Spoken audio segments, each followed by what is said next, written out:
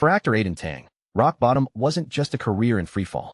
It was watching the world celebrate the woman who left him behind. A public joke, a forgotten star. He was ready to give up. But in the depths of his despair, a voice from the past calls to him. A memory of a girl named Luna. A girl he hasn't seen in 6 years. A girl who is now fighting for her life, with a surgery that has only a 50% chance of success.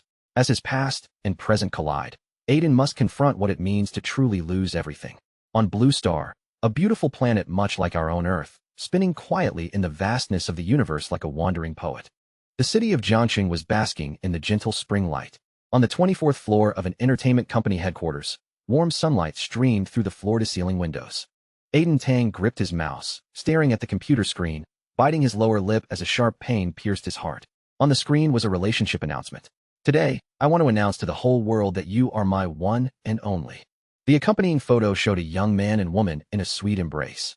It was Serena Xiao, a rising starlet, and Evan Kai, a hot new actor, publicly declaring their love just as their new movie was about to be released. A perfect couple, a match made in heaven. The comment section was flooded with blessings. They look so good together, I love it. Congratulations, I knew they'd get together. That Aiden guy was never good enough for our Serena. I don't know who started shipping them in the first place. It seemed the whole world was happy, except for Aiden Tang. 2 years ago, Aiden and Serena were both newcomers who had starred in a poorly made web series that unexpectedly became a massive hit. As an on-screen couple, rumors about them spread like wildfire. Their agency, seeing an opportunity, decided to capitalize on it, neither confirming nor denying the relationship, maintaining a profitable ambiguity. As a dedicated actor, Aiden had easily slipped into his role. At the peak of their fame, even he almost believed that Serena could really be his girlfriend. But as time went on, their careers diverged dramatically. Serena landed leading roles in several major productions, her career skyrocketing as she neared A-list status. Aiden, on the other hand, floundered, unable to land any roles.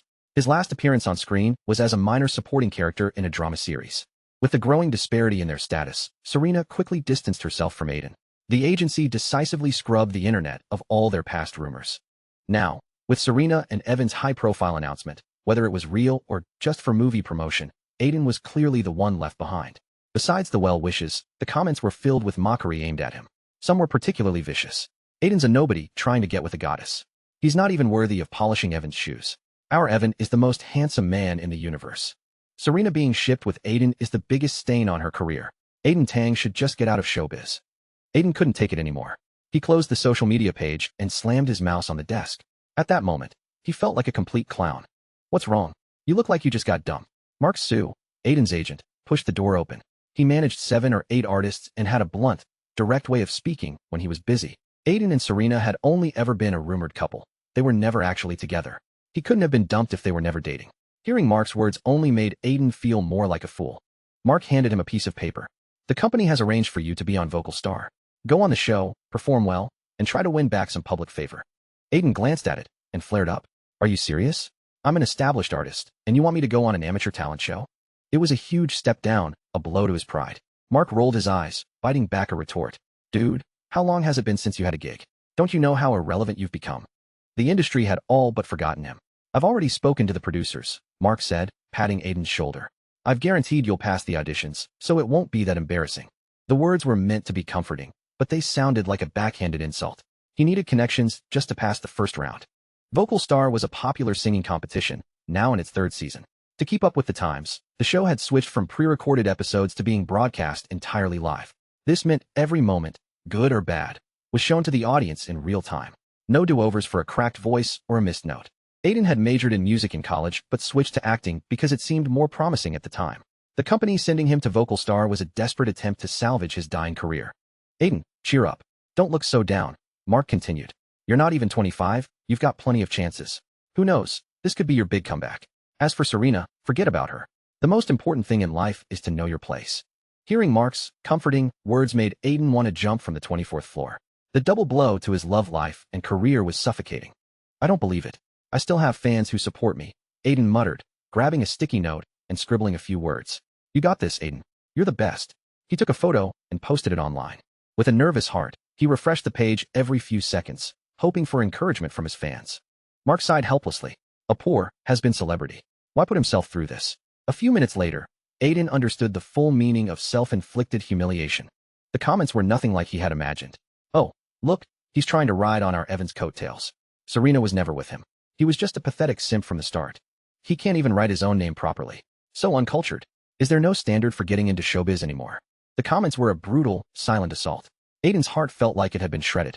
The 6-foot-tall man felt a sting in his nose, his eyes turning red. Mark leaned in, adding another blow. You should humbly accept criticism from the public. If your handwriting is bad, you should practice more. With that, he left, hands behind his back. He had too many other artists to manage to waste time on his least successful one. The handwriting on the sticky note was indeed sloppy and listless. An unpopular artist doesn't even get opportunities to sign autographs. After a few deep breaths, Aiden took out his phone and opened an app called MelodyStream. There were plenty of streamers who designed artistic signatures. For a small virtual gift, they'd create several styles for you. Artistic, professional, single stroke, even couple signatures. In this day and age, even calligraphers were fighting for scraps. Aiden randomly clicked on a live stream. A hand holding a pen appeared on the screen. The fingers were slender and delicate, with a sickly pale complexion. Smooth, beautiful lines flowed from the tip of the pen. Welcome to the stream, flower in the mirror. A soft, gentle voice came through the speaker. 2 virtual lollipops for a custom signature. Aiden froze, his breath catching. The voice was so familiar, as if it had traveled across time. It was like a clear stream flowing through his heart. On the streaming platform, there were countless handwriting channels just like this one. Compared to the flashy, flirtatious female streamers, this one's viewership was dismal, hovering around 10 people. The streamer didn't even show her face, so most people just scrolled past. The few who lingered were drawn in by her gentle voice, only to hit her with the same 3 questions. How old are you? Where are you from? Do you have a boyfriend? Faced with these questions, the girl could only offer polite, vague replies. The viewers would lose interest and quietly leave. Of course, some were genuinely captivated by her calligraphy and wanted a unique signature. But most of them were freeloaders, not even bothering to tap the free, like, button while making a long list of demands. The girl had a kind heart and was a soft touch, so after being pestered enough, she would often give in and write for them anyway. The soft scratching of the pen on paper was a sound Aiden found incredibly soothing. The handwriting itself felt familiar, and his agitated heart began to calm. He watched for over 10 minutes, motionless like a statue, a faint, foolish smile on his face. This girl was too naive. She was probably losing money on paper, ink, and electricity. The number of viewers gradually dropped to just 3. From beyond the screen, a lonely sigh was heard. Flower in the mirror, would you like me to write a name for you? If you can, a small gift would be appreciated, but if not, a few free likes. I can still write it for you. Her voice was tinged with a humble, heartbreaking quality. It seemed most people in this world were struggling. Aiden felt too embarrassed to be a freeloader, so he sent 5 virtual lollipops, which cost about 4.5 yuan. The streamer would get half of that. Such a small amount, yet it made the girl ecstatic, her voice now filled with joy. Thank you. I can design 3 different styles for you, and you can pick your favorite. What name would you like me to write? Aiden typed his own name into the chat box, but hesitated before hitting send. He was an artist, after all. If word got out that he'd paid less than $1 to get his signature designed on a live stream, it would be humiliating. Then again, he could just pretend to be a fan. He decisively hit send. The name, Aiden Tang, appeared on the screen. The camera trembled slightly, and for a long moment, there was silence. Only the background music continued to play. What's wrong? Is that name too hard to design? Aiden asked, feeling a bit awkward. Still silence. The air felt heavy, and a tightness grew in his chest. Aiden typed again, trying to cover his tracks. He's an actor I like. He's not very famous, but he works really hard. Anyone who'd been in a fan community knew the script. If you can't praise their looks or their acting, you praise their effort. The girl finally spoke. He's a very good person. I'm sure he'll be famous one day. Her voice was low, all the earlier cheerfulness gone. The pen began to move, and an elegant, flowing signature appeared on the paper. Aiden stared at the 3 words. A wave of long-forgotten familiarity washed over him. There was only one person in the world who could write his name so beautifully.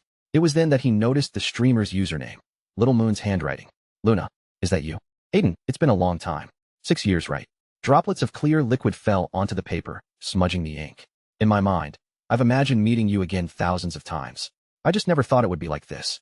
Following the address Luna Jiang had given him, Aiden arrived at a coffee shop near the central hospital. Through the glass window, he immediately spotted her frail, thin figure. The girl wore a beige coat and a black knitted hat, with a few strands of long hair peeking out. Her gaunt cheeks were as pale as Aiden pushed the door open, bringing a gust of cold air with him. Their eyes met, and for a moment, neither knew what to say. Luna clutched her coffee cup, her knuckles tightening, and was the first to look away. She was as shy as she had been 6 years ago. She lowered her head and said softly, Aiden, it's been 6 years. You've really become a big star. If anyone else had said that, Aiden would have taken it as sarcasm. But not Luna. Her nature was pure kindness. She didn't know the meaning of mockery. "Luna, are you sick?" Aiden asked, a sense of unease creeping in. Her face was clearly marked by illness. That, combined with their meeting spot near a hospital, led to some easy conclusions. "It's not serious. Just a tumor in my head. A little surgery and I'll be fine," Luna said, pointing to her head and forcing a smile. "When's the surgery?" "Tomorrow." Luna's face was calm, but inside, a storm was raging. "Is this fate? Letting me see you one last time before I go into the operating room." Aiden ordered a latte and made small talk with Luna, reminiscing about their final year of high school 6 years ago. Time flowed by as silently as the falling blossoms outside the window. 6 years felt like just 6 seasons of falling flowers. As dusk fell, the latte in Aiden's hand had long gone cold. Luna checked her watch and said apologetically, "Aiden, I have to get back to the hospital. I can't have dinner with you." Aiden stood up. "Luna, I'll come to the hospital tomorrow. I'll be there with you for the surgery." Luna nodded silently, gazing at him deeply before reluctantly turning away. If she didn't turn now, he would see the tears welling up in her eyes. But those few tears could never hold the weight of 6 years of longing. That night, Aiden lay in bed, watching Luna's livestream. He could picture her, a frail figure propped up on a hospital bed, using her pen to communicate with the world. Even if there was only one person watching, she wouldn't be so lonely. The next day, Aiden arrived at the hospital early. The only person there to be with Luna for her surgery was her mother, Mrs. Jiang. In 6 years, she had aged considerably. She stared at Aiden for a long time before a faint recognition flickered in her eyes, and she thanked him repeatedly. Just before being wheeled into the operating room, Luna suddenly grabbed Aiden's arm. "Aiden," the words caught in her throat. Tears shimmered in her eyes. "Luna, what do you want to say?" Aiden felt a sharp pang in his heart. "Nothing. I'll tell you when I get out." Luna's hand fell away limp. The doors to the operating room closed, sealing them in 2 different worlds. Sitting on the bench in the hallway, Aiden was filled with anxiety. Finally, he couldn't help but ask, "Ma'am, is Luna's surgery really a minor one?" "No, Mrs. Jiang said, her voice breaking into sobs. "The doctor said the success rate is only 50%. A thunderclap exploded in Aiden's ears. He only had a 50-50 chance of ever hearing what she wanted to say. A day of gentle spring breezes and blooming peach blossoms. On the far left of the classroom blackboard, a countdown read, 92 days until the college entrance exams. The bell rang, and Mrs. Liang, the homeroom and math teacher, walked onto the podium, her expression neutral. She was a 43-year-old woman in a neat, light gray jacket, her short hair meticulously styled, and thick, black-framed glasses perched on her nose. She was a stern and extremely responsible teacher, and, much like the subject she taught, completely devoid of fun. With only 3 months left until the exams, there were no new lessons to teach. Every class for the students was a cycle of repetition. Take a practice test, review the test, and then take another one. "Good morning, Mrs. Liang." "Good morning, class. Please be seated. Take out yesterday's test." It was the same opening line every day. Mrs. Liang began to review the test, her voice flat and monotonous. It had a potent soporific effect, and the students below drooped like wilted eggplants. In the last row, Alex Su tore a piece of paper from his notebook, scribbled a note, and tossed it to Aiden Tang, who sat to his right. "Dude, are we hitting the internet cafe or the pool hall at lunch?" Aiden read it and wrote back, "The exams are coming up. I think I'm going to actually study." Alex wrote again, "Stop pretending to be a goody two-shoes. You're an arts track student. You just need to pass the academic portion. We need to live it up while we're still young." Aiden was unmoved. "I'm not feeling it. I want to nap at lunch so I have enough energy to study this afternoon." The small paper ball bounced back and forth between their desks, a primitive form of messaging. Math class was so excruciatingly boring that these small distractions were the only way to pass the time. Aiden was getting annoyed. Dealing with Alex meant he hadn't heard a word Mrs. Liang was saying. Alex was a sports track student and didn't care much for math. He'd been called out a few times for misbehaving and held a grudge. A mischievous grin spread across his face as he wrote on the note, "I think old lady Liang is getting grumpier. She's either going through menopause or her personal life is a mess." Aiden wrote back, "Mrs. Liang works herself to the bone for us. If you say one more bad thing about her, I'm done being your friend." He then crumpled the note into a ball. When Mrs. Liang's gaze shifted toward them, he tossed it high into the air. The paper ball traced a dramatic arc and landed on Alex's desk. Alex flinched, mouthing the words, "You jerk, why'd you throw it so high?" Before he could shove the note into his mouth and swallow it, Mrs. Liang snatched it from his hand. As she read the exchange, her already grim face darkened to the color of ink. "Alex Su, get out of my classroom. You can listen from the hallway. My personal life is none of your business." Alex trudged out of the room with his head hung low, mentally cursing Aiden's entire family tree. Mrs. Liang then turned her attention to Aiden, a note of approval in her voice. "Aiden Tang, it's rare to see a student appreciate a teacher's hard work. However, Passing notes in class is still wrong. Aiden seized the opportunity. Mrs. Liang, I've been wanting to stop sitting with Alex for a while now. Could you please change my seat? Mrs. Liang considered it. The request seemed reasonable. Judging by the note, Alex was clearly the bad influence. Aiden's attitude toward his studies wasn't a lost cause. All right, where would you like to move? She asked. I wouldn't mind sitting with Luna Jiang, Aiden replied, delivering the line he had been planning all along. The classroom erupted in a chorus of whoops and whistles. It was always like this in high school. The slightest interaction between a boy and a girl could be spun into a full-blown romantic drama. Quiet. Settle down. Mrs. Liang rapped her desk to restore order. Luna Jiang is the top student in our class. You may want to sit with her, but does she want to sit with you? In the front row, amidst the laughter of her classmates, a slender girl buried her head in her test paper. Her ears were burning hot. She could hear nothing but the frantic pounding of her own heart. Aiden was tall and handsome, played basketball, and knew how to play the guitar. He was the campus heartthrob, the Prince Charming in many girls' dreams. Luna felt that, apart from being good at her studies, she had nothing to offer. Why would he want to be her deskmate? Mrs. Liang, I want Luna to help me with my review, Aiden pressed on shamelessly. What if she's willing to help a fellow student? As the homeroom teacher, Mrs. Liang knew Luna well. She was introverted and painfully shy. A prolonged glance from a boy was enough to make her blush. A girl like that would never agree to sit with a boy. To put an end to Aiden's persistence, Mrs.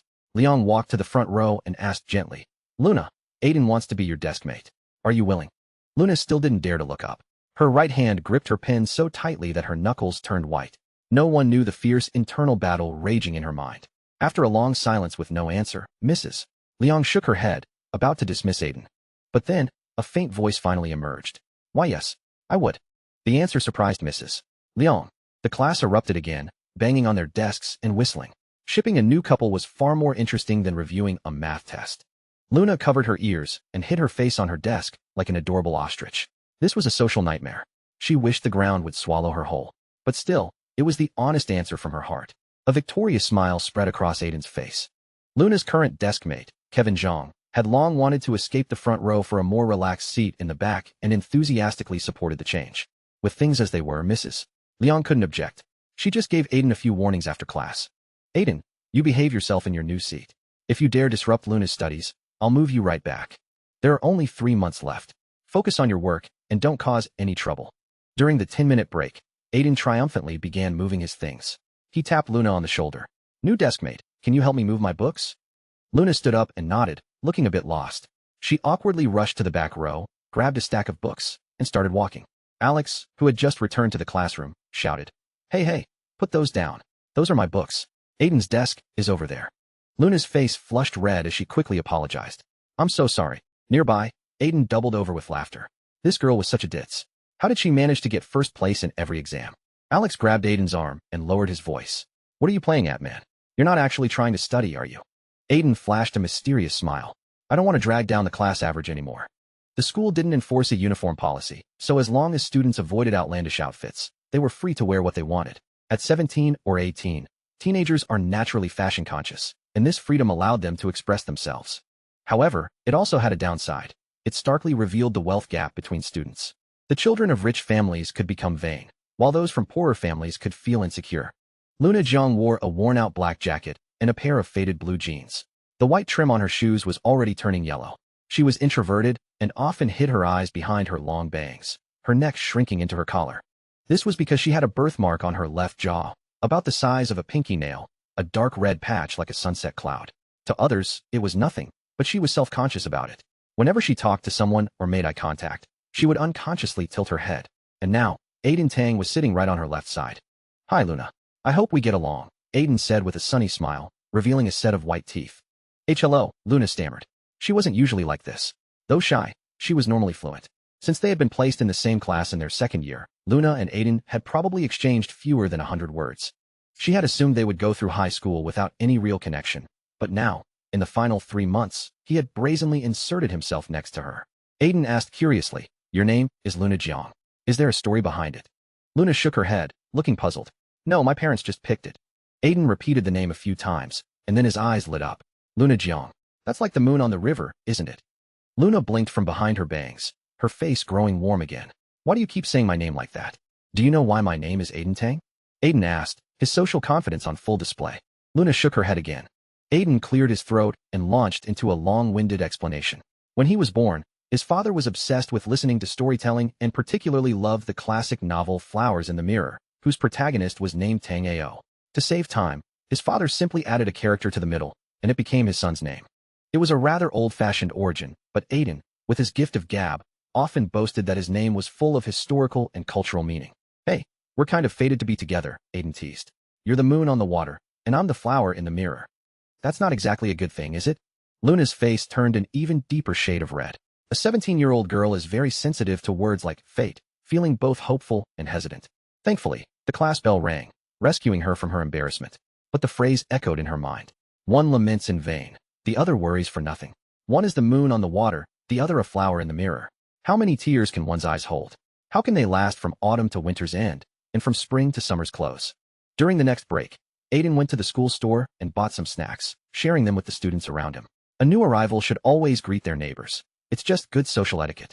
Luna, have a candy, Aiden said, placing 2 lollipops on her desk. I don't eat candy. Luna instinctively refused. Everyone else is having some. If you don't, are you trying to snub me? Aiden said, putting on a stern face. No, that's not what I mean, Luna stammered. Aiden unwrapped a lollipop and held it out to her. The girl found it impossible to refuse and took it, placing it in her mouth. Strawberry flavored. So sweet. She quietly took a notebook from her desk, turned to a new page, and wrote a line. Aiden Tang gave me 2 lollipops. They tasted good. She looked at what she'd written, drew a smiley face, and then added the date. It was a habit her mother had taught her since she was little. Never owe people favors. If you receive help or a gift, write it down so you can repay it later. We may be poor, but we don't take advantage of others. If you want something, you should earn it through work. Luna closed the notebook and looked up, her eyes meeting Aiden's. It was rare for a boy to have eyes as clear as his. His dark pupils reflected the sky outside the window, like stars in the night. If you feel like you can't accept it for nothing, how about you do me a small favor? Aiden said with a smile. What is it? Luna's heart beat a little faster. Your handwriting is beautiful. Can you write my name for me? Aiden held up 2 fingers. 2 lollipops for 1 signature. It's a fair trade.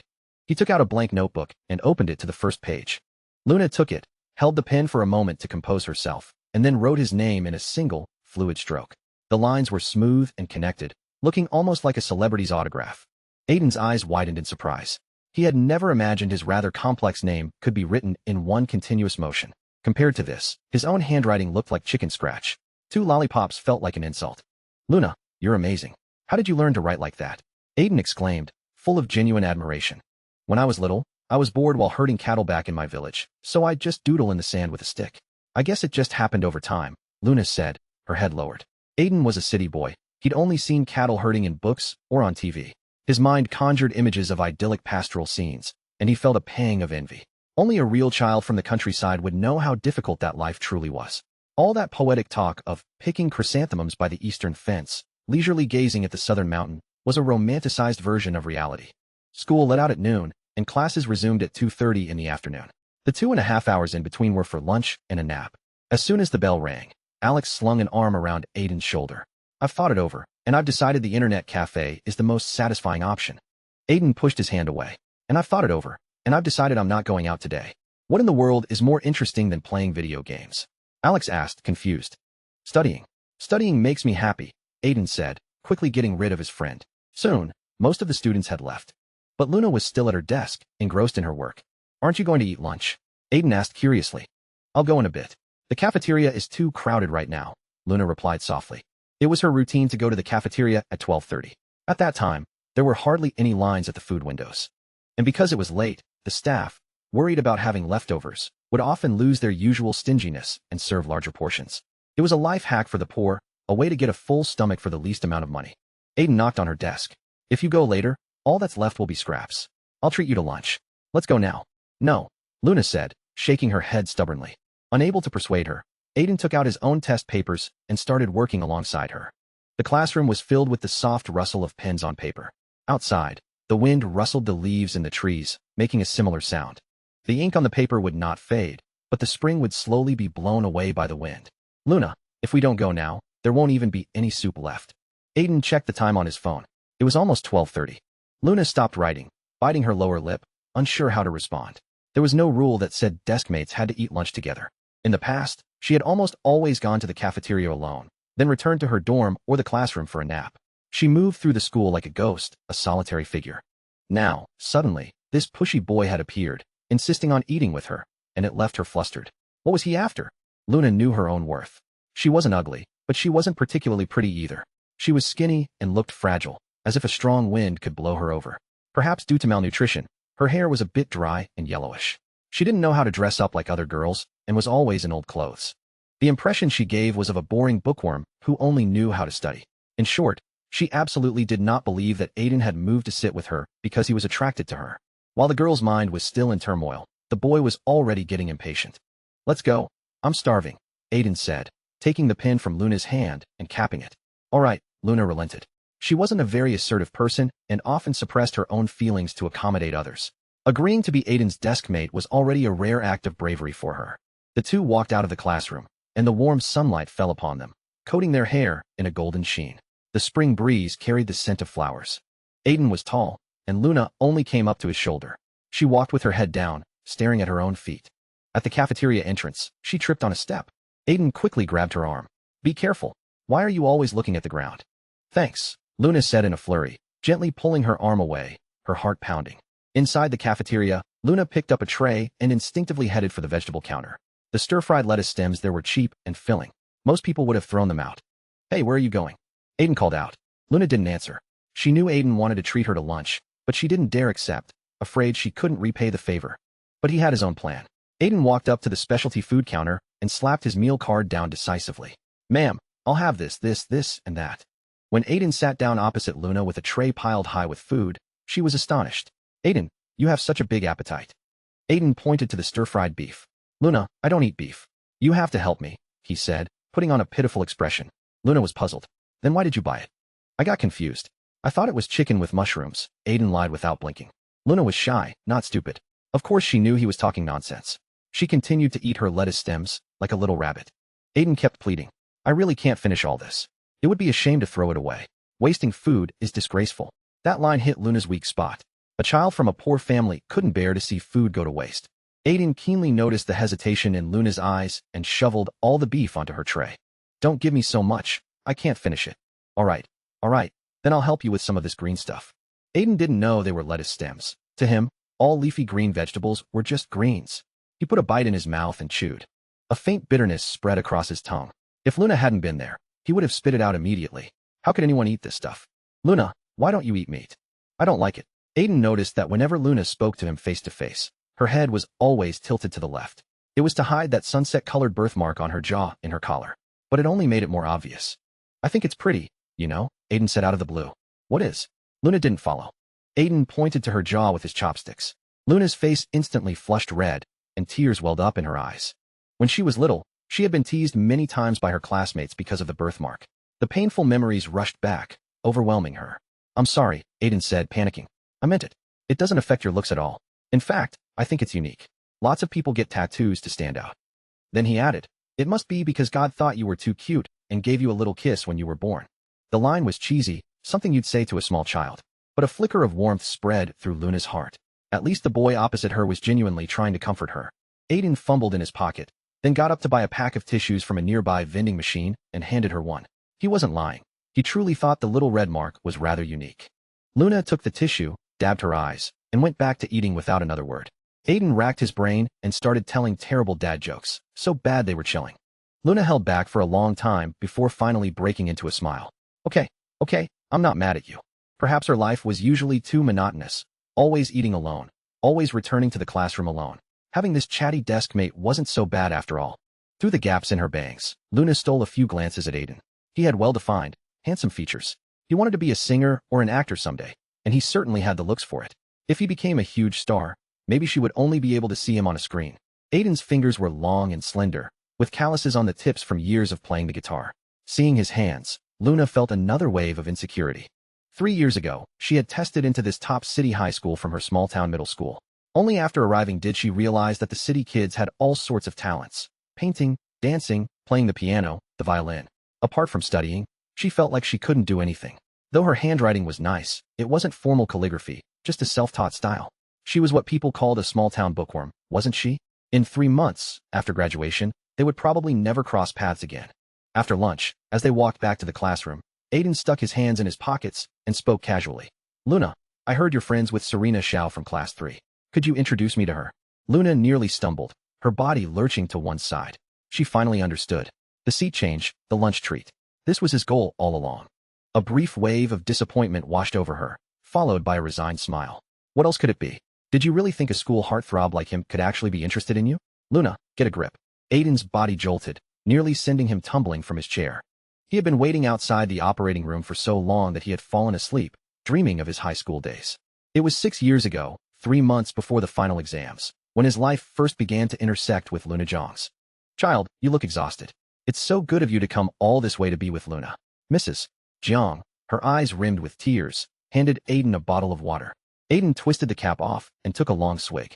The cool water soothed his throat, waking him up a little. He pulled out his phone and saw that 3 hours had passed since the surgery began. Ma'am, when did Luna get sick? Aiden asked, his voice filled with sorrow. It was the year you two took your college entrance exams. Didn't she tell you? Mrs. Jiang asked, surprised. Something slammed into Aiden's heart. Luna, how many things have you been hiding from me all this time? Just then, the doors to the operating room opened. A doctor stepped out and called for the family. Aiden and Mrs. Jiang immediately shot up and rushed over. Mrs. Jiang was extremely nervous, her hands clasped together as she prayed to unseen gods. She was terrified of hearing the worst possible news. Don't worry, the surgery was a success. The patient is out of danger, the doctor said gently. Really? Thank you, doctor, thank you so much. Mrs. Jiang burst into tears, bowing repeatedly to the doctor. Aiden let out a long breath, the enormous weight on his chest finally lifting. No one who hasn't experienced the potential loss of a loved one can truly understand the feeling of that moment. The doctor added, she was very lucky. During the operation, the patient's vital signs were lost for a moment. Perhaps it was her tenacious will to live that saved her. He then gave them the usual post-op instructions. Mrs. Jiang was still too emotional to process them, but Aiden, calmer, noted everything down and thanked the doctor again. That evening, Luna was moved back to her hospital room. She slowly began to wake from the anesthesia. Luna, you're awake. Mrs. Jiang, who had been sitting by her bed, excitedly grabbed her daughter's hand, overwhelmed with the feeling of having her back. Luna's gaze was a little unfocused. She stared at her mother's face for a long time before softly speaking. Mom. The dam broke, and Mrs. Jiang's tears flowed freely once more.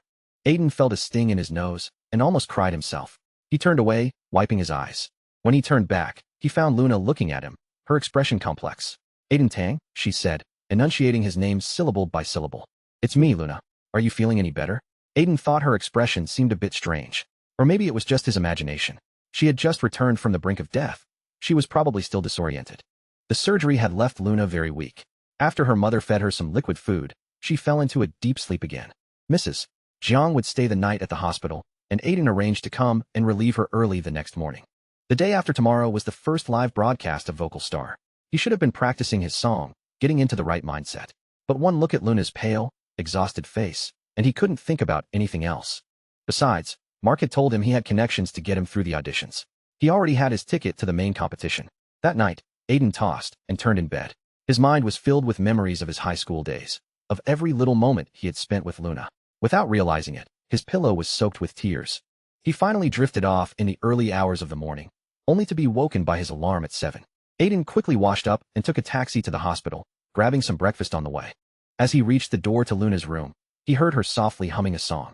Once upon a time, someone loved you for a long, long time, but the wind, it blew and blew the distance between us so far. The melody was light and graceful, yet tinged with sadness. The lyrics were subtle and delicate, describing a pure, innocent love, leaving a lingering sense of loss. It was a rare gem of a pop song. Aiden found it strange. He was in the entertainment industry, a semi-musician himself, yet he had never heard a song like this. Not wanting to disturb her, he stood at the door and listened until the song was finished before gently pushing it open. Luna, are you feeling better? Luna was leaning against the headboard and smiled. Aiden, you're here so early. Mrs. Jiang came in with a thermos, thanking Aiden profusely. Her face was haggard, her eyes bloodshot. She had clearly been up all night. With Aiden there to take over, she gave him a long list of instructions before finally agreeing to go home and rest. Soon, only Aiden and Luna were left in the room. The morning sun was rising outside, the sky clear. Aiden opened a window slightly, letting in some fresh air to dissipate the smell of disinfectant. He sat by the bed, opened the container of porridge, scooped up a spoonful, blew on it, and brought it to Luna's lips. Luna pouted, blinking her clear eyes. Can I eat by myself? No, you are currently unable to care for yourself, Aiden said, offering the spoon again. Luna smiled and accepted his feeding. The warm porridge spread through her stomach. After a few spoonfuls, Aiden couldn't contain his curiosity any longer. Luna, what was that song you were singing just now? I don't think I've ever heard it. Is it good? Luna asked, not answering directly. Aiden nodded seriously. As a music graduate, he rated the song highly. The Gentle Sorrow was particularly captivating. And looking at the stagnant music scene today, filled with junk. I had a dream in the operating room, Luna answered playfully. I dreamed of another world, one with so much beautiful music, far more colorful than this one. It sounded like a joke, but also a little like the truth. Aiden fed her another spoonful, then put the bowl down, took out his phone, and searched for the lyrics he'd just heard. Nothing. The song didn't exist, at least not as a publicly released track. Luna, stop teasing me. Did you write this song yourself? Aiden asked, puzzled. I don't have that kind of talent. I only learned a little bit of sheet music, and wasn't it you who taught me? Luna laughed, her expression adorable. She seemed more cheerful than she had been 6 years ago, or even yesterday. She wasn't a stunning beauty, more of a gentle, girl-next-door type, but the longer you spent with her, the more you appreciated her looks. Not getting an answer, Aiden persisted. Well, can you teach me how to sing it? Luna readily agreed. Of course. After finishing the porridge, she found the paper and pen she used for her live stream, and wrote out the entire score and lyrics, her hand moving with its usual fluid grace. Aiden didn't have an instrument, but he could use an app on his phone to create a simple instrumental track. In the hospital room, filled with the scent of disinfectant, a duet began, both sweet and sad. On this windy day, I tried to hold your hand, but the rain, it fell, so hard I couldn't see you. As they sang, only Aiden's voice remained. Crystal clear tears fell silently down Luna Zhang's pale cheeks. Aiden hummed the song, titled Sunny Day, over and over again, growing more fond of it with each repetition. Outside, the bright sun shone on the treetops. It was indeed a beautiful sunny day, but why were the lyrics filled with wind and rain? As Aiden sang, Luna watched his profile quietly, like a fan admiring her idol with deep affection. Luna, why are you crying? Aiden pulled himself out of the music and noticed the tear stains on Luna's face. I guess I was moved, Luna said, wiping her tears with a tissue. She tilted her head slightly to the right, forcing a smile. The movement fully exposed the sunset-colored birthmark on her left jaw. A sense of dissonance rose in Aiden's heart. He clearly remembered the Luna from 6 years ago, who, out of insecurity, would unconsciously tilt her head to the left, hiding the birthmark in her collar. Had she become more confident and cheerful in the 6 years they'd been apart? By the way, Luna, what were you going to tell me before you went into surgery yesterday? Aiden hadn't forgotten and finally couldn't resist asking. Luna stared at him blankly, her eyes slowly welling up again. His phone rang at the inopportune moment, shattering the silence. Aiden looked down and saw it was his agent, Mark. He answered it. Aiden, the show is tomorrow. Have you picked your song yet? Because Vocal Star was broadcast live, there were no on-screen captions during the initial viewing. The production team required all contestants to submit their song choices today to prepare the lyric subtitles and coordinate the musical accompaniment, ensuring a better viewing experience for the audience. It was just an audition, so Aiden hadn't given it much thought. He had planned to just pick a popular song. But now, he had a different idea. He told Mark he'd call him back and hung up. Luna, can I use this song, Sunny Day, for the show? Aiden asked for her permission. Only then did Luna realize the dire straits Aiden was in. He had been a professional for 2 years, even had a brief period of fame, and now he was competing in an amateur singing show, starting from the auditions. It was a definite step down. Luna looked up at the floating clouds in the sky, thought for a moment, and said, "Don't use this one. I'll give you another." "What? You know other songs?" Aiden asked, surprised. Luna nodded. "Yes, many." She picked up her pen and paper and, once again, fluently wrote out the sheet music for another song. The lyrics were quite long, and she shook her wrist after she finished. She was still weak from the surgery, and her face grew paler, a heart-wrenching sight. Aiden took the sheet music and used the app to play the melody. A sorrowful tune slowly drifted from the speaker, filling the entire room. Halfway through, Aiden had to stop. His fingers hovered over the screen, trembling slightly. The lines of deeply emotional text blurred before his eyes. His heart felt as if it had been pierced by 1,000 needles at once. "Luna, what is this song?" Aiden sniffled. Luna sat on the bed, hugging her knees, tears streaming down her face. Aiden quickly grabbed a tissue to wipe them for her. Suddenly, Luna threw her arms around Aiden's waist, pressing her cheek against his chest and sobbing even harder. Her warm tears soaked through his shirt, touching his skin. Aiden didn't know how to comfort her, so he gently stroked her knitted hat. It was then he realized that the few strands of hair peeking out were fake. On second thought, it was obvious. Anyone undergoing brain surgery for a tumor would have their head shaved. What kind of darkness and fear did you endure during those 3 hours on the operating table? Luna cried until her voice was hoarse, her body still shaking with sobs. She finally spoke. This song is about a foolish girl who silently loved a boy for many, many years. She was timid, insecure, and weak. She could only bury her love deep in her heart. Until the day she died, she never managed to say those 3 words, I love you. The needles in Aiden's heart plunged deeper. 6 years apart. He didn't know what Luna had been through. He couldn't understand how someone who knew nothing about music could create a song that was so profoundly moving. Once Luna had calmed down a bit, Aiden helped her lie down and suggested registering the copyright for the song in her name. After a long pause, Luna finally agreed, but on the condition that she wouldn't use her real name. Just call me Moon on the Water, she said. After sending the lyrics and music to Mark, Aiden stayed with Luna, talking about happy things until she grew tired and fell asleep. In the afternoon, Mrs. Jiang arrived early. Knowing Aiden had the show tomorrow, she urged him to go home and rest.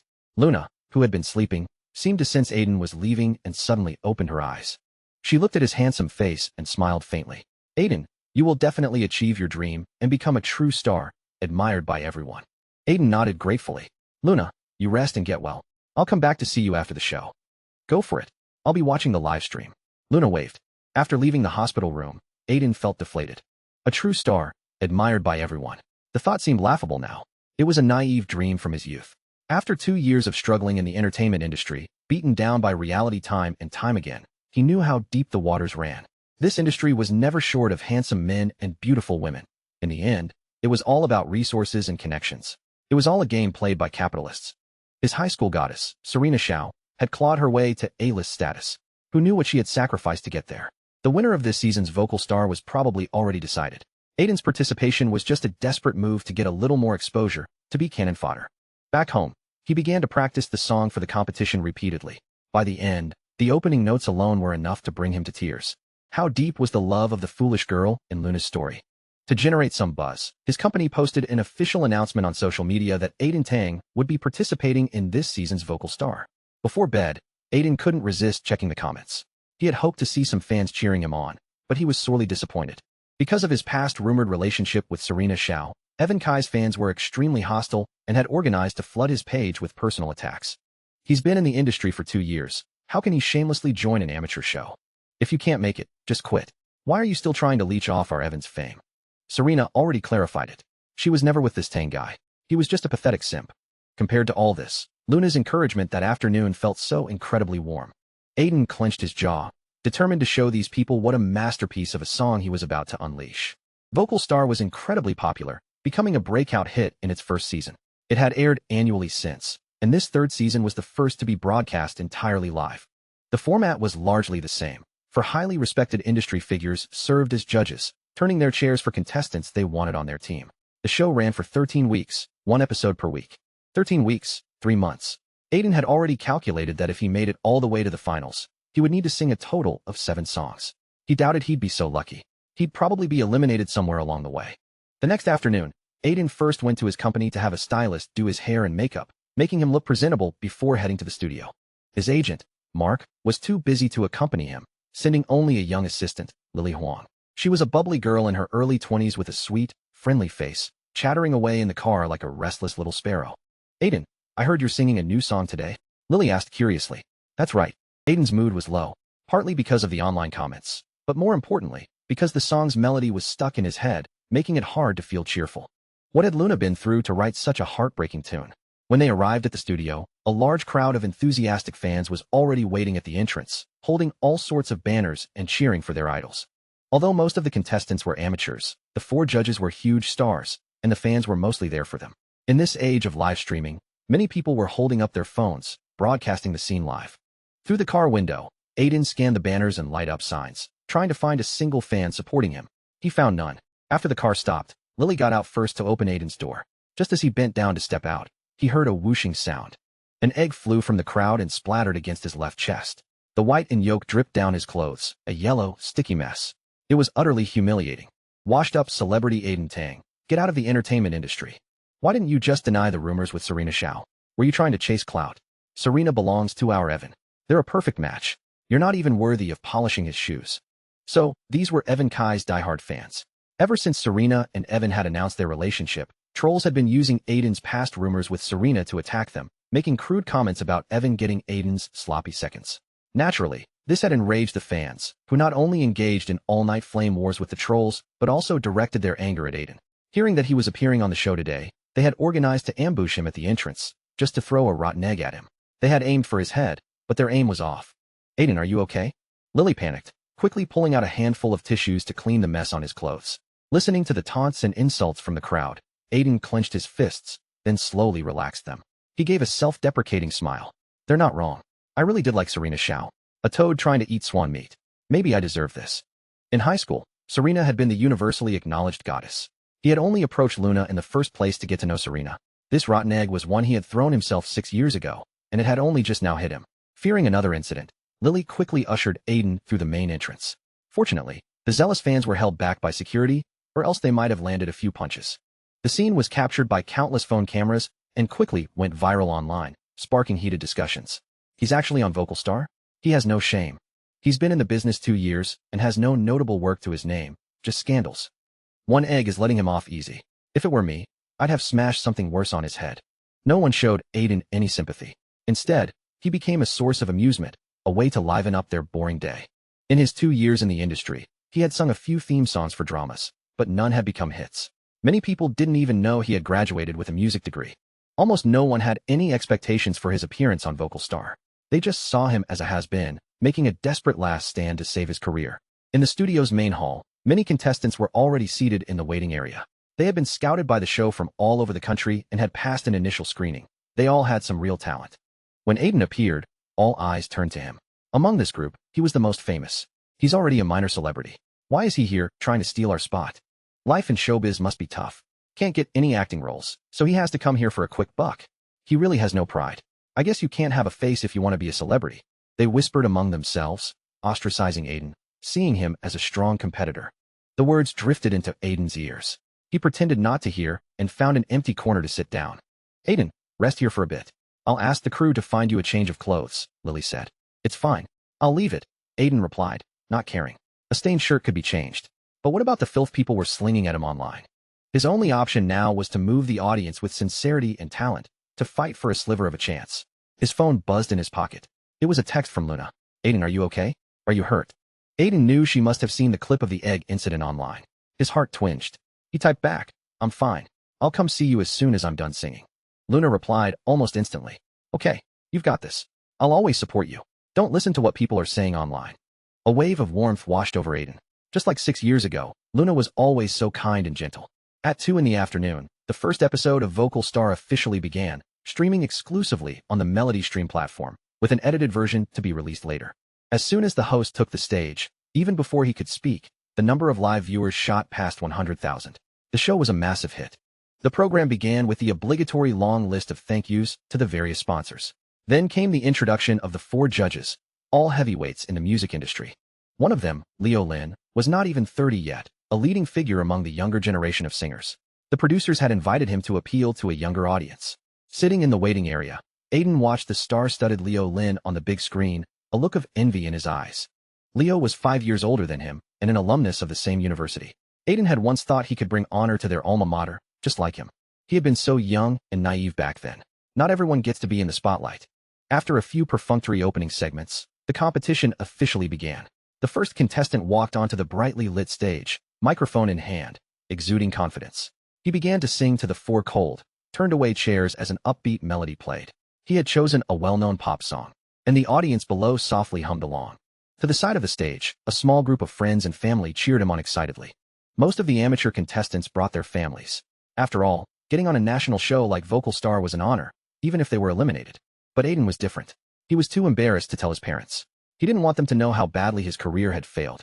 The only person with him was his young assistant, Lily. And, of course, watching from a screen, was a frail girl propped up in a hospital bed. The first contestant had a good voice and a unique style, earning chair turns from 3 of the judges. After a brief battle to win him over, he joined the team of Vincent Chun. Vincent Chun was nearly 60, known as a legendary figure in the music world. His work had defined an era and influenced generations. He was an absolute authority in the current music scene. Younger artists like Leo Lin had to show him the utmost respect. The second contestant followed, then the third. The first 2 weeks of the show were auditions, carefully arranged by the producers to have an elimination rate of around 50%.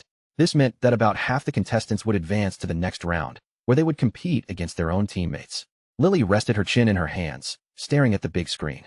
Aiden, whose team do you want to join? Aiden gave a self-deprecating smile. First, we have to see if anyone even wants me. Lily cheered him on. Don't worry, your voice is amazing. You'll definitely get all 4 to turn. I hope so, Aiden murmured. He desperately wanted 4 chair turns, not just for the validation. More importantly, Mark had said he'd bribe the production team to guarantee him a pass. If Aiden went on stage and only 2 judges turned, his opinion of those 2 would plummet. Even in the cesspool of the entertainment industry, he still hoped that the respected veterans would retain some shred of artistic integrity. The producers had scheduled Aiden to perform relatively early, hoping to use his fame to boost ratings and attract more viewers. Even if his reputation wasn't great at the moment, any publicity was good publicity. In showbiz, it was better to be hated than to be forgotten. Let's welcome our next contestant. This one is a familiar face, the host said with a hint of teasing when it was Aiden's turn. He suspected the phrase familiar face was a signal to certain judges that this was a mandatory turn. Standing under the spotlight, there was a brief moment of silence. Aiden had plenty of stage experience and felt no fear. He took a deep breath, closed his eyes, and gathered his emotions. The audience in the studio and watching the live stream quickly recognized him. Honestly, I have zero expectations for him. An established artist coming on a show like this? It's pretty pathetic. If he gets eliminated in this round, he should just quit the industry. There's no coming back from that. The live stream chat was flooded with mockery. The fan bases of Serena Shao and Evan Kai were just too massive. Any occasional comment supporting Aiden was quickly drowned in the flood. A piano intro began to play, a mournful melody drifting through the studio. The audience stopped their whispering. The 4 judges sat up straight. Their expressions varied. On the big screen, the song title appeared. Sorry, I Love You. The tone in the live stream chat shifted slightly. An original song? This guy's got guts. The intro sounds depressing. Is he trying to make me cry? I've been emotionally numb for years. My heart is as cold as a stone. Aiden was completely in his zone, ignoring everyone around him, and began to sing with the music. After a night of practice, the lyrics were etched into his heart. This familiar weather, a memory buried deep. It seems that when we met, it was fate accumulated from a past life. That melody from before can never be played again. Is it that we can't escape? A destiny already written? The opening lyrics were captivating, each line brimming with emotion. Aiden's unique voice instantly drew the entire audience into the atmosphere. A sad, beautiful painting slowly unfurled before them. The keyboard warriors who had been mindlessly flaming him just moments ago were now immersed in the song, their fingers still. In the distance, we are on different tracks. Any more effort is just tragic. In my heart, 1,000 times I've practiced, 1,000 times I've rehearsed. I'm just afraid it's too late. As Aiden sang this part, he felt an invisible hand squeezing his heart. He could see a lonely girl, curled up in a dark corner, gazing at the back of the person she loved, screaming 1,000 silent cries. But the boy never heard them. The audience felt it too, an unbearable sadness, their eyes stinging with unshed tears. Perhaps everyone had a love they never confessed. I just haven't told you yet. Sorry, I love you. Without you, I can't breathe. I can't watch you cry for miles. It's just that I haven't found the courage yet. I haven't told you yet. Sorry, I love you. Even if one day I leave this body, I will still be so devoted to you. The chorus ended, and the instrumental break began. Aiden lowered the microphone, a single tear tracing a path down his cheek, accompanied by a heart-wrenching pain. He remembered Luna grabbing his arm before she went into surgery, her eyes full of tears. She had something to say, but in the end, she chose silence. This song is about a foolish girl who silently loved a boy for many, many years. She was timid, insecure, and weak. She could only bury her love deep in her heart. Until the day she died, she never managed to say those 3 words, I love you. Those were the words Luna had cried while hugging him after her surgery. It was perhaps the best explanation for this song. The singer had made himself cry, and the audience was no better. Every word of the lyrics was like a dull knife, carving into their hearts. Dude, I'm just here to listen to music. Don't do this to me. I was wrong about you. I'm sorry. Just please stop singing. I'm crying over here. What did I ever do to you? Why are you hitting me with this song? Do you think my tissues are free? I just haven't told you yet. Sorry, I love you. How much deep love in this world is buried in the years, left to rot in time. But this song was like a sharp blade, digging out the love that people had buried so deep they had almost forgotten it, leaving them raw and bleeding. This was a blow no one could avoid, and the wound it left couldn't be stitched up by 100 sweet love songs. After the instrumental break, Aiden's soulful voice continued to flow from the microphone, filling the entire studio and echoing in the ears of the audience. It also reached the viewers watching the livestream. Every note of the melody, every word of the lyrics, struck a chord deep within. The number of comments scrolling across the screen had noticeably decreased. Perhaps everyone was too immersed in the song to type. The four judges were also completely captivated by the moving performance. Leo Lin clenched his fists, his jaw tight, his features contorted. A wave of indescribable sadness spread from his heart throughout his body. Vincent Chun, always composed and dignified, now had a reddish glint in his eyes, shimmering with tears. It seemed the music legend also had a story from his youth. The audience in the studio felt the atmosphere even more intensely. The more sensitive girls were already passing around tissues. Crying in public was embarrassing, but they couldn't hold it back. I just haven't told you yet. Sorry, I love you. Without you, I can't breathe. I can't watch you cry for miles. It's just that I haven't found the courage yet. I haven't told you yet. Sorry, I love you. Even if one day I leave this body, I will still be so devoted to you. As Aiden sang the chorus again, tears were already streaming down his face. His voice choked with emotion. His mind was flooded with memories of the time he spent with Luna 6 years ago. It was all deep affection, regret, and missed chances. Luna, how could you write such a sad song? Is there something you never had the chance to tell me? Before Aiden took the stage, the chat was filled with mockery and ridicule. Now, the tone had completely changed. Isn't this supposed to be a relaxing music show? What is this? Does anyone get it? I'm slacking off at work and now I'm crying like an idiot. If I had one chance to go back to my school days, I would definitely confess to her. In their youth, people bury so much deep affection in their hearts due to shyness, insecurity, or hesitation. It's better to be brave once, to say I love you. Even if you're rejected, at least you get a definite answer. To avoid regretting it for years to come, wondering if the outcome would have been different if you had just spoken up. With a loud thud, Leo Lin was the first to give in, slamming the button to turn his chair. Through the smoke from the dry ice, he saw Aiden on stage and began to applaud softly. To the side of the stage, Lily and the host stood together, cheering for Aiden. Turn, turn. At that moment, Aiden was completely lost in the music, oblivious to everything else. Even if no judges turned, his most important mission was to finish this song. I can't listen to the plans others have made for me. I know how much you depend on me now. I believe you must still be waiting there for me. I exist because of you. Don't leave my love. An image appeared in Aiden's mind. On the operating table, under the surgical lights, a cold scalpel cutting the skin on the girl's head. In that moment, how lost and helpless must she have felt? In that moment, who was she thinking of? Lily's solitary cheers gradually spread to the audience. People, with tears in their eyes, spontaneously started cheering for Aiden, calling out to the judges, turn, turn, turn. Vincent Chin's hand hovered over the button for a long moment before he finally pressed it without hesitation. He had to see for himself who was behind this heartbreaking voice. I haven't told you yet. Sorry, I love you. Even if one day I leave this body, I still can't be separated from you. I still want to be with you. To say to you those words, I love you. After singing the last line, Aiden felt as if he had expended all his strength. He lowered the microphone and bowed to the audience. Tears fell onto the stage. He had been so focused that he hadn't even noticed that during the last verse, the remaining two judges had also turned. He was the first contestant since the show began to receive a four-chair turn. In the waiting room, not a single one of the other contestants felt he didn't deserve it. This song, Sorry, I Love You, was worthy. For turns was the show's limit, not the song's. The lyrics and melody were both profoundly moving. Aiden's performance was also flawless, perfectly interpreting a beautiful and tragic story of love and regret. As the final note of the accompaniment faded, a quiet hush fell over the studio, broken only by a few soft sobs. The music truly lingered in the air. People were lost in the atmosphere created by the song, unable to pull themselves out. Leo Lin, who had only clapped softly when he turned so as not to distract Aiden, could no longer hold back and began to applaud vigorously. With someone taking the lead, the entire audience erupted in spontaneous, thunderous applause that went on and on. Thank you everyone. Aiden bowed to the audience in different directions. Finally, he stood up straight, looked directly into the camera, and said softly, thank you. A noticeable stain was still on his chest. He knew she was watching him. He knew she would hear him. The live stream chat exploded again. Aiden Tang, I'm sorry. I take back what I said before. I was too young, too naive. I'm crying like a dog right now. What did I ever do to deserve this? Hearing such a tearjerker on what was supposed to be a happy day? According to the show's format, the judges now had to comment on the contestants' performance. Vincent Chun, being the most senior, went first. Your name is Aiden Tang, right? Is this your original song? Aiden shook his head slightly. It was written by a friend of mine. She doesn't want to reveal her name. You can just call her Moon on the Water. Moon on the Water. A poetic name, yet tinged with sorrow. Something you can admire, but never touch, because it shatters. This song doesn't rely on complex techniques. It's completely supported by emotion. I can imagine that the person who wrote this song must have been in a very extreme emotional state. Your performance was also outstanding. It easily resonates with the audience. To be honest, it moved me. Vincent Chun gave a concise review.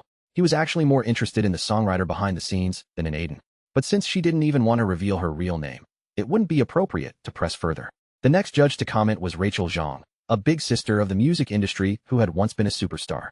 She spoke in circles, but the gist was, "I love your song, please join my team." The third judge, Quinn Zhou, was a talented singer-songwriter. He offered a sharp, professional critique of the lyrics and composition. "If possible, could you introduce me to this moon on the water?" Aiden smiled and deflected, saying he would have to ask. Finally, it was Leo Lin's turn. He gave Aiden a thumbs up. "Junior, I'm proud of you. Your song hit me hard. I'm a mess right now. 1,000 words can be summed up in one sentence. Come to my team." Aiden, who had been treated like a pariah just a short while ago, was now the most sought-after contestant. Perhaps this was the magic of music. After the 4 judges finished their comments and extended their invitations, it was time for Aiden to make his choice. For him, it didn't really matter which team he joined. All 4 judges had their strengths, and any of them could potentially coach a winner. "Aiden Tang, you have 5 seconds. Tell me your choice," the host had to urge him. The thunderous applause and the judges' lengthy critiques had taken up a lot of time. More than half of the contestants were still waiting anxiously in the wings. Aiden thought for a moment, then answered, "I'll choose Leo." Leo Lin was overjoyed, letting out a cheer. He was the youngest of the 4, and snatching up such a strong contestant right at the start gave him a huge advantage. He even clasped his hands in a gesture of playful apology to the other 3. "My apologies." Though Vincent Chun and the others were disappointed, they politely offered their congratulations. Following proper etiquette, Aiden went to shake hands with the other 3 judges before sharing a hug with Leo. They had attended the same university and had met a few times at music events, but it was nothing more than a nodding acquaintance. Now, they were like brothers. That's how it was in the entertainment industry. If you were popular enough, you'd never lack for friends. In the live stream, a dense wall of comments scrolled relentlessly across the screen. Compared to the amateur contestants, Aiden really does have skills. This is a total beatdown. Why would he play his best card in the very first round? Who throws down their trump card at the start of a game? I'm more curious about this moon on the water. How did she write a song like that?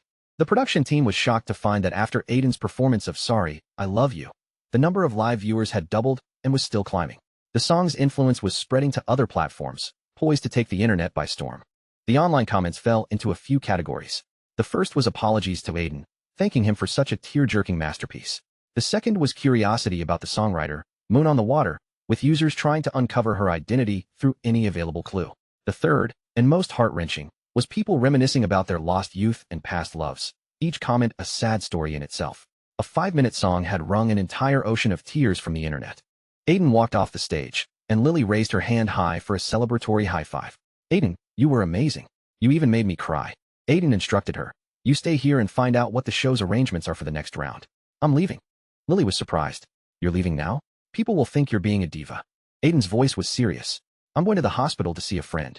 He was already on the fringes of the industry. What kind of diva status did he have left to abuse? All he could think about was Luna's face, and a deep unease settled in his heart. According to the show's schedule, his next appearance wouldn't be until the 4th episode, 3 weeks from now. He would spend that time with Luna. When he left the studio, the sky was already filled with stars. Aiden got into the car and told the driver to go straight to the Central Hospital. He eagerly pulled out his phone and dialed Luna's number. "Hey, Luna, did you watch the live stream?" Luna's voice was gentle. "Of course. Aiden, you were incredible. I knew you were perfect for that song." Aiden said, his heart aching. "No, you're the one who gave the song its life." He desperately wanted to ask what was behind the song, but it wasn't something that could be explained in a few sentences over the phone. He just told her he was on his way and would be at the hospital soon. As soon as he hung up, his phone rang again. The caller ID showed Serena Shao. Aiden hesitated for a dozen seconds before answering. "Hello, Serena. What's up?" Serena's signature sweet voice came through the receiver. "Aiden, congratulations. Your performance on Vocal Star was amazing." After a few compliments, she apologized to him. Her and Evan Kai's fans had caused him a lot of trouble recently. But from Aiden's perspective, he had no reason to blame Serena. He shouldn't hold the artist responsible for the actions of their fans. As for their own past as a rumored couple, it was purely for work, to promote their show. As an old friend, he should be congratulating her on her new relationship. "Serena, have you been in touch with Luna all these years?" Aiden suddenly asked. "Luna?" Serena repeated the nickname, as if trying hard to remember. After all, she was a huge star now with countless followers. Forgetting 1 or 2 unimportant people was perfectly normal. Hearing the silence on the other end of the line, Aiden already had his answer. He made a few perfunctory remarks and found an excuse to end the call. In life, you meet many people, and you walk a part of the road together. But at a certain fork, you are destined to go in different directions. No one stays with you forever. Walking into the hospital, the pervasive white and the smell of disinfectant naturally brought one's mood down. Aiden, carrying a bag of fruit, knocked lightly on the door of the hospital room. Mrs. Jiang opened it, surprised to see him. Aiden, you were just recording your show. Why are you here so late at night? Ma'am, I have some free time now. I'll come help take care of Luna so you can get more rest, Aiden said softly. On the bed, Luna had a small table set up and was live streaming again. The pen in her hand moved as if it had a life of its own, tracing elegant lines. Her pale, thin profile was heartbreaking. If you like my work, you can follow my channel. 2 lollipops for a beautiful signature. Hearing Luna say this, Aiden nearly burst into tears. 2 lollipops for a signature. It was the exact fair trade they had made on the day they became desk mates. It had been 6 years, and she still remembered. This girl, Mrs. Jiang sighed. I tell her to rest, but she won't listen. She's loved writing and drawing since she was little. She's probably just bored in the hospital and wants to talk to people, Aiden said, understanding Luna's feelings. Seeing Aiden, Luna smiled and waved, motioning for him to sit down. After finishing a few signatures, she said goodbye to her viewers and ended the stream. Luna, you just had surgery. Why are you live streaming? Aiden chided. I was watching Vocal Star for a bit. Nobody else sings as well as you, Luna said playfully. Her lively eyes shone with a clear light. Since entering the entertainment industry, Aiden hadn't seen a pair of eyes so pure. Luna, that song, Sorry, I Love You. How did you write it? Aiden had been holding this question in the entire way here. Can I tell you later? Luna pleaded, looking pitiable. Aiden was at a loss. He couldn't keep pressing her. When she was ready to talk, she would. Luna gently raised her hand and touched his chest, her voice tinged with melancholy. Aiden, your shirt is dirty again. It's a shame I can't wash it for you this time. Unconsciously, Luna and Aiden had been desk mates for 3 days. She was gradually getting used to having such an energetic boy beside her. Luna, let me copy your English homework. I'm going to take a nap. Wake me up if old lady Leon comes. I accidentally bought an extra milk. I was so careless. Can you drink it for me? Faced with Aiden's deliberate and sometimes clumsy attempts at kindness, Luna kept reminding herself, he's doing this for Serena, not for you. Luna, don't get any foolish ideas. In their first year of high school, Serena and Luna had been in the same class and were desk mates for over half a year. One was the elegant and popular campus goddess, the other a shy and gentle good girl. It was easy for them to become friends. In school, exceptionally beautiful girls were popular with boys, but often excluded by other girls. So, while Serena seemed to shine brightly, she actually had few friends. Only the guileless Luna was truly sincere with her. Or perhaps, a red flower always needs green leaves to stand out. In their second year, the classes were reorganized. Serena went to the liberal arts track. Although their friendship remained, they saw each other much less. Luna didn't even have a phone, so any meeting depended on chance. The third year was academically demanding, with classes 6 days a week. On Saturday afternoon, after the last class, a cheer erupted in the classroom. After a full 6 days of pressure, they could finally rest. As Aiden was packing his bag, Alex came over and slung an arm around his shoulder. All-nighter at the internet cafe tonight. Game till dawn. Nah, my mom told me to come home for dinner, Aiden replied coldly. Alex shot him a resentful look. Ever since Aiden had changed seats, their friendship had grown distant. A man whose heart had changed was impossible to hold on to. Fortunately, Alex had a wide circle of friends and quickly found other gaming buddies, cheerfully dashing off to the internet cafe outside the school. For an 18-year-old boy, there was nothing more joyful than an all-night gaming session. Unless it was 2 nights. Luna, where are you going for the break? Aiden asked the girl beside him. I'm going to East Jean Road. My mom works at a restaurant there, Luna answered. What a coincidence. My house is right behind East Jean Road, Aiden said, his face lighting up. I know, Luna blurted out. The moment the words left her mouth, she realized her mistake, and her cheeks flushed red. She frantically shoved her books and papers into her bag. The restaurant was 3 bus stops from the school. To save money, Luna usually walked. Since they were going the same way, Aiden shamelessly insisted on walking with her. Students from every class poured out of the building, forming a sea of people squeezing towards the school gate like a stampede of freed animals. Trapped in the crowd, Luna felt numerous gazes on her. The jealousy in those looks was as sharp as a knife. Luna kept her head down, staring at the yellowed tips of her shoes. The other girls were looking at Aiden, and by extension, sizing her up, judging her. She felt like a fox borrowing the tiger's might. Who's that girl? Why is she walking with Aiden? I think her name is something Moon. Just a bookworm who only knows how to study. She's so plain, and her clothes are so shabby. Aiden can't possibly be into her, can he? The snide comments drifted over, stinging Luna's fragile self-esteem. She wanted to put some distance between herself and Aiden, but she couldn't bear to. Don't mind them. Just walk faster. It'll be fine once we're out of the school gates, Aiden said, nudging Luna's arm. He was used to this kind of attention. Everywhere he went, he was the center of it. Is it my fault I'm handsome? Sure enough, once they were outside the school gates, the students dispersed, and things got better. Aiden had long legs and took big strides. To keep up, Luna had to break into a little trot every now and then. The boy eventually noticed, a smile playing on his lips as he subtly slowed his pace. From the snack street outside the school, the aroma of roasted sweet potatoes wafted over. Luna, want some of that? My treat, Aiden asked.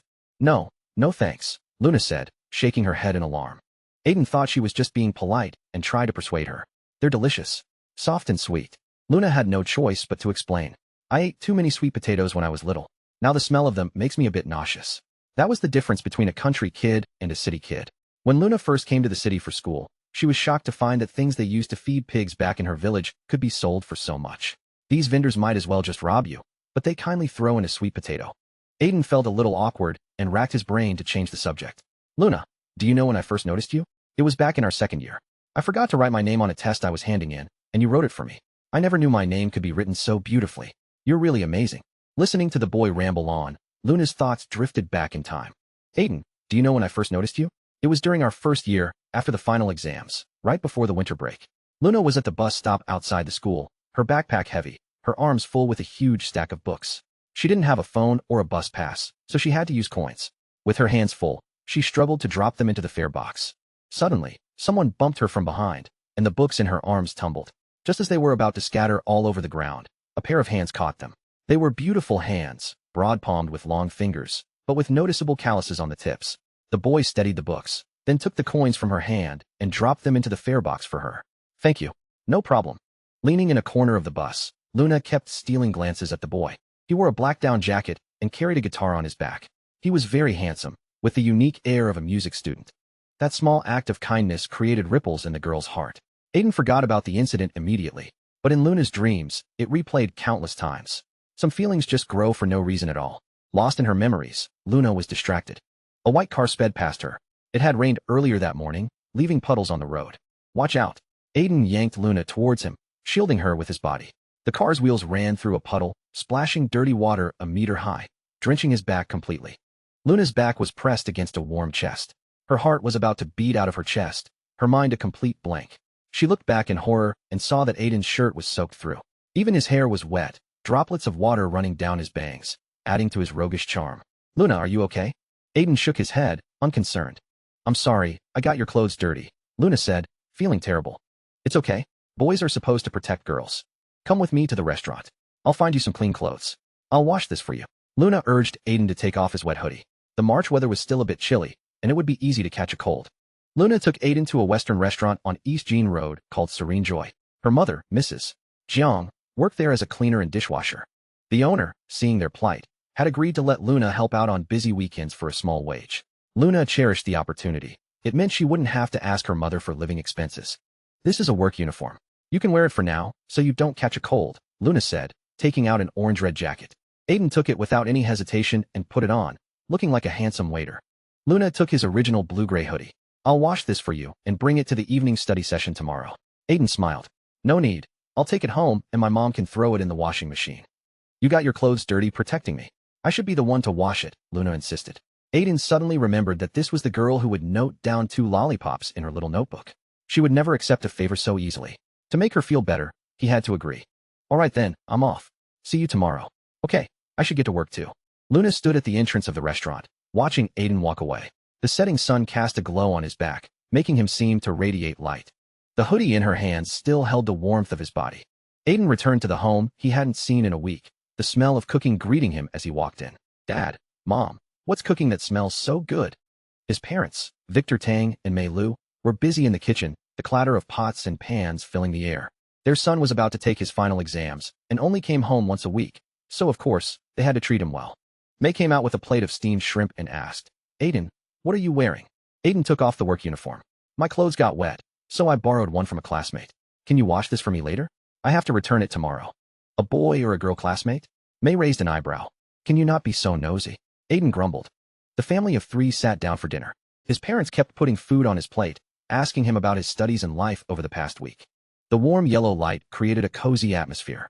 After dinner, Mei, as instructed, went to wash the orange-red uniform for him. Out of habit, she checked the pockets and pulled out a promotional flyer for a restaurant. She immediately called her husband over, whispering conspiratorially, This Serene Joy restaurant is quite close to our house. Victor said with a straight face, That's not very appropriate. Our son is 18 now. We should respect his privacy. I just want a steak. How long has it been since you took me out to eat? Don't you have any sense? All right, we'll go tomorrow. There are no men who are afraid of their wives, only men who respect them. At 10:30 that night, Luna and her mother left the restaurant and returned to their old, rented apartment. It was a simple two-bedroom place with only the most basic furniture, but the rent was cheap. Mrs.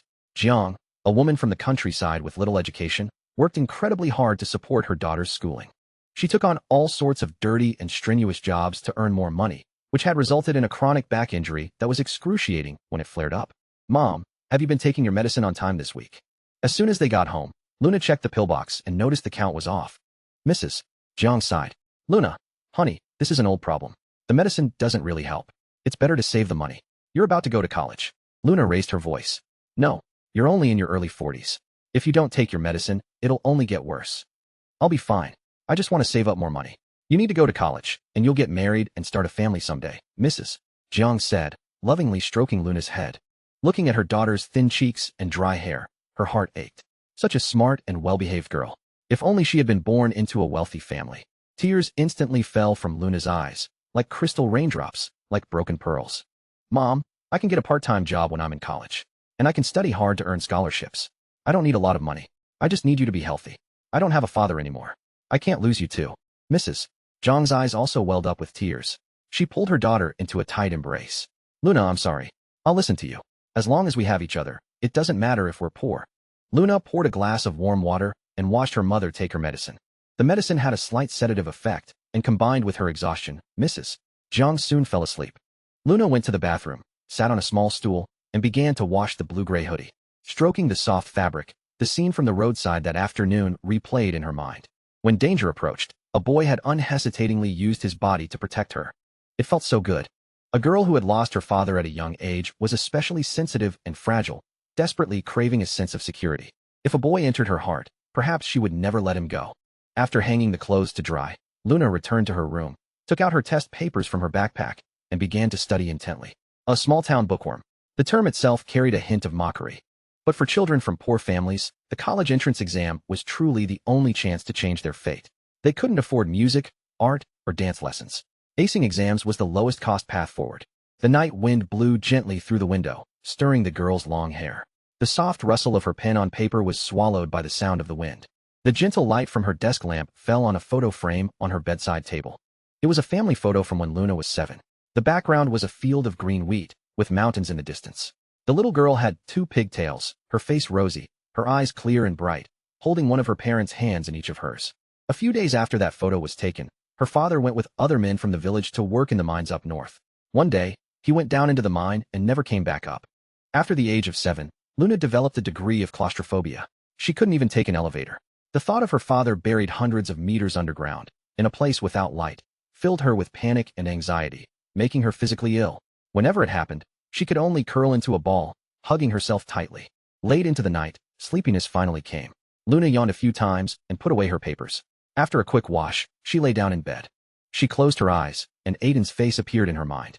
She tried very hard to push the boy out of her thoughts. Luna, your most important task right now is to study and get into a good university. You're not allowed to think about anything else. A girl like you has no right to like someone. That boy stands on a pedestal, far beyond your reach. His kindness isn't just for you. He would do the same for any other girl. This kind of self-suggestion, of course, had the opposite effect. In her dreams, they would surely meet. On Sunday morning, Aiden ultimately gave in to temptation and was dragged out to play basketball by Alex and his group of friends. His parents, Victor Tang and Mei Lu, were off work and bored at home. The restaurant, Serene Joy, simultaneously popped into both of their minds. Honey, let's not cook for lunch today. I'll treat you to a big meal, Victor said, trying to please her. You said it, not me. I didn't force you, Mei replied, feeling delighted. At lunchtime, the two of them, flyer in hand, followed the map to the restaurant. The waiters inside were indeed all wearing orange-red jackets. Welcome, a young girl greeted them. She was small and petite, with a very friendly demeanor. Luna didn't have to come in today, but since she had nothing else to do, she figured working at the restaurant would help ease her mother's burden. Plus, she could get a free staff meal and save some money. The restaurant was unusually busy today. The other waitresses were all occupied, so she was the one to serve the loving couple who had just walked in. Fate, it was a mysterious thing.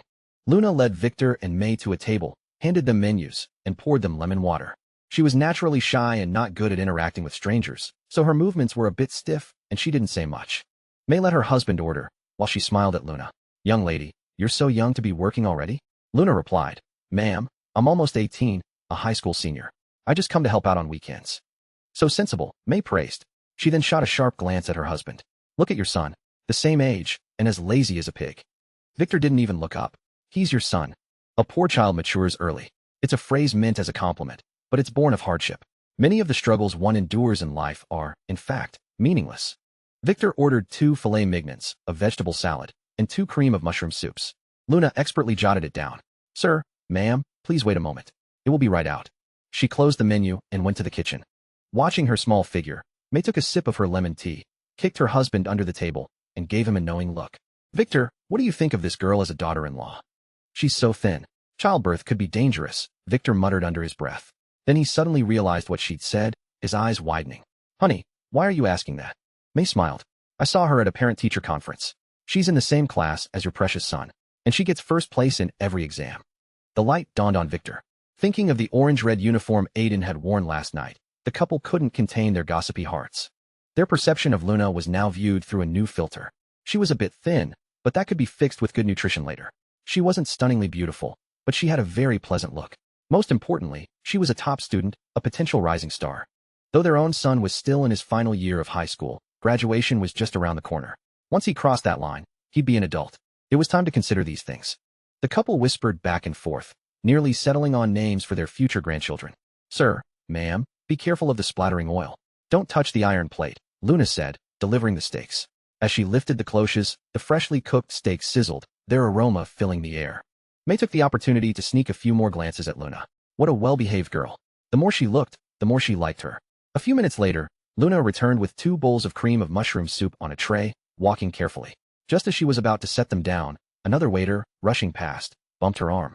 She stumbled, and the white, thick soup splashed onto the hem of May's light blue coat. Ma'am, I'm so sorry. Luna's face went pale with fright. She frantically pulled out some tissues and wiped at the spill, but a few noticeable spots remained. This was a waiter's worst nightmare. If the customer was ill-tempered, it could turn into a huge problem. May saw Luna's panic and comforted her gently. It's all right. This coat was cheap. I'll just wash it when I get home. Luna apologized repeatedly, a film of tears forming in her eyes. She usually helped her mother with cleaning and wasn't skilled at waitressing.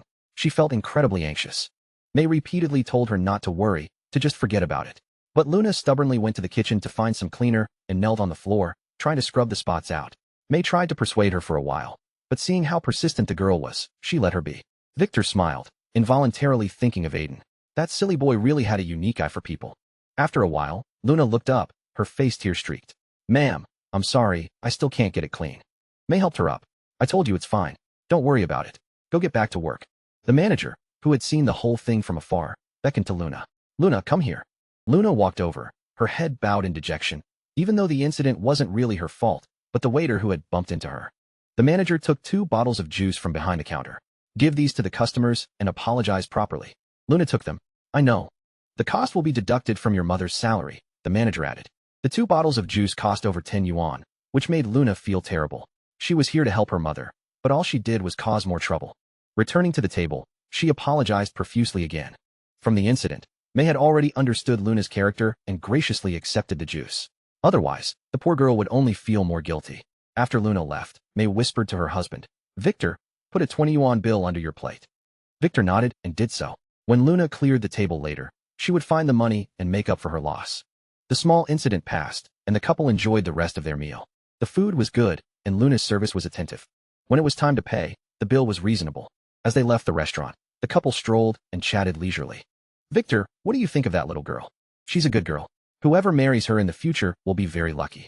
My son has good taste. He's my son. They had walked less than 50 meters when they heard a shout from behind. Luna came running after them, breathlessly handing them a 20 yuan bill. Sir, ma'am, you forgot your money on the table. Victor and May were surprised and exchanged a meaningful glance. They had really found a gem. Thank you. You're such a good child, May said, taking the money naturally. She had to respect the girl's pride. Insisting on giving her the money would have been rude. Luna waved to them, inviting them to come again, and turned back to the restaurant. At the entrance, Mrs. Jiang was waiting for her daughter with a smile. Mom, you found out? I made you lose pay. Silly girl, how could I ever blame you? Mrs. Jiang hugged Luna, lovingly stroking her hair. We may be poor, but we never take advantage of others. The intense week of studying began with the Sunday evening session. The school's motto might as well have been, "Study until you drop."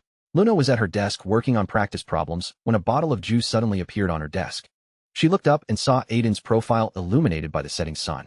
The interplay of light and shadow made his features sharp and distinct. "Luna, have some juice. My mom gave it to me." The bottle looked familiar. Luna didn't think much of it, as it was a common brand. But it was too expensive for her. She had never tried it. "Thanks, but I'm fine with water from the fountain." Luna refused out of habit. "Please, help me out. It's about to expire," Aiden said, pushing the bottle towards her again.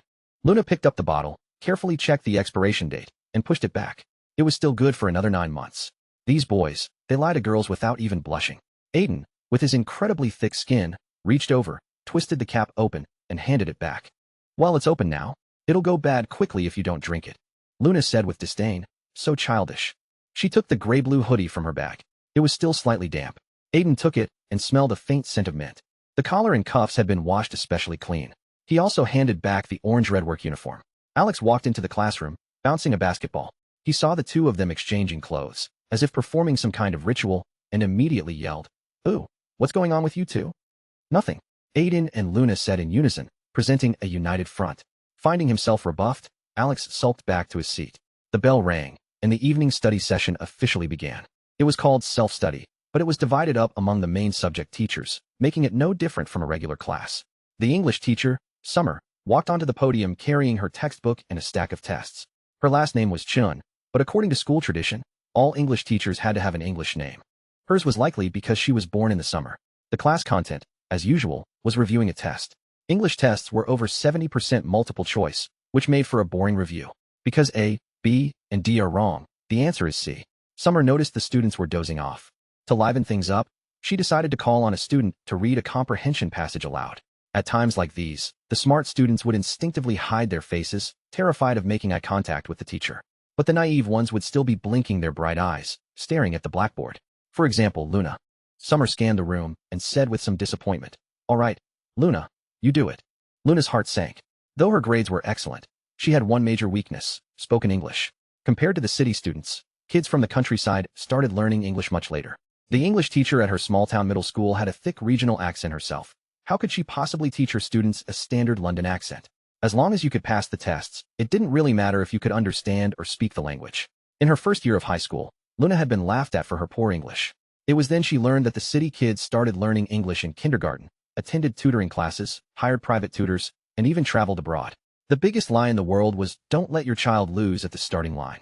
Because some children are born at the finish line.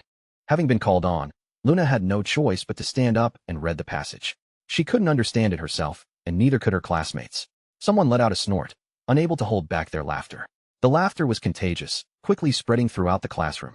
Why do I feel like I'm hearing a thick, stinky tofu accent? What is she even reading? Is this the skill of the top student? What's the use of just being a bookworm? This exam-oriented education is ridiculous. Most of the students didn't mean any harm. They were just releasing pent-up frustration from the stuffy atmosphere, and this was a convenient outlet. But in doing so, they had unintentionally pierced the girl's fragile self-esteem. Luna couldn't continue. Her fingernails were digging into her test paper. Tears fell, smudging the English letters and making them even more distorted. Why? She hadn't done anything wrong, yet she felt so ashamed. Quiet. No laughing. Summer slammed her hand on the podium and waved at Luna. Sit down.